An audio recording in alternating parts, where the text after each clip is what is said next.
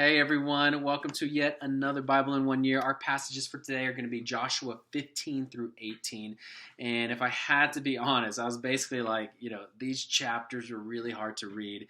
And as I was praying, I was asking God, like, what am I supposed to say with all this? What's the takeaway?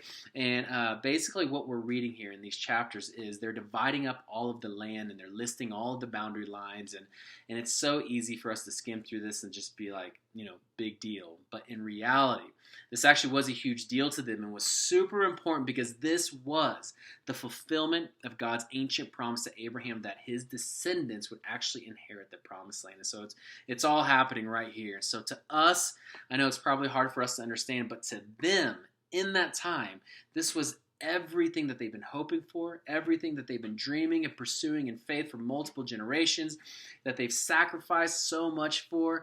And I know many times when we think about the promised land, we assume that they actually inherited the entire promised land, but that's not necessarily true. The really sad thing about this whole story is they actually did not occupy or conquer the entire land that God promised to them. And so I just want to read you guys just a few verses, and this is really between God's people and Joshua. And so in chapter 17, verse 12, here's what it says. It says, "Yet the Manassites," which I'm not for sure if that's how you say it, but they were not able to occupy these towns, for the Canaanites were determined to live in that region. And when you read that, you're probably, but didn't God actually give them the entire promised land? Like, why didn't they just overtake it? And this is where the conversation begins in verse 14. It says, "The people of Joseph said to Joshua, 'Why have you given us only one allotment and one portion for an inheritance?'"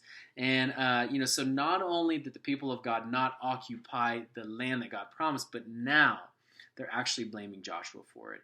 And check out what Joshua's response is. He says in verse 15, "If you're so numerous, and if the hill country of Ephraim is too small for you, go up into the forest and clear land for yourselves there in the land of the Perizzites and Raphites." And yet again, look at their response in response to Joshua saying that. They said, "The hill country, it's not enough for us. And all the Canaanites who live in the plains have chariots filled with iron," right? "Both those in Bethshan and its settlements and those in the valley of Jezreel."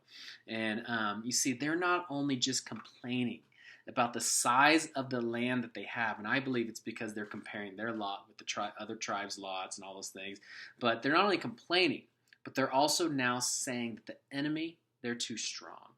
And I love Joshua's final response in verse 17 and 18. He says, "You are numerous and very powerful. You will have not only one allotment, but the forested hill country as well. Clear it, and its furthest limits will be yours. Though the Canaanites have chariots filled with iron, and though they are strong, you can drive them out."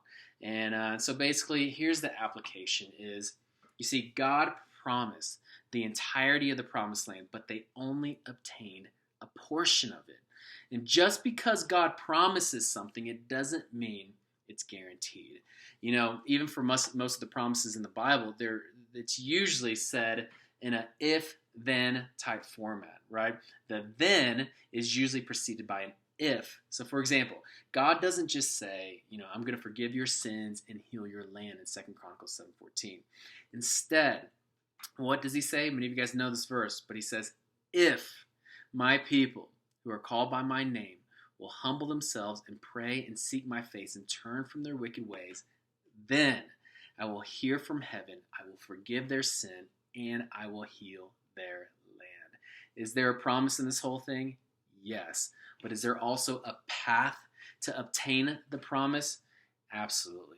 And so as we close out today, as you continue to pursue God's promises, whether it's through his word or through his voice in prayer, there's really two encouragements I want to leave you guys with. And so here's the first one. The first one is this: don't settle for anything less than what God promised.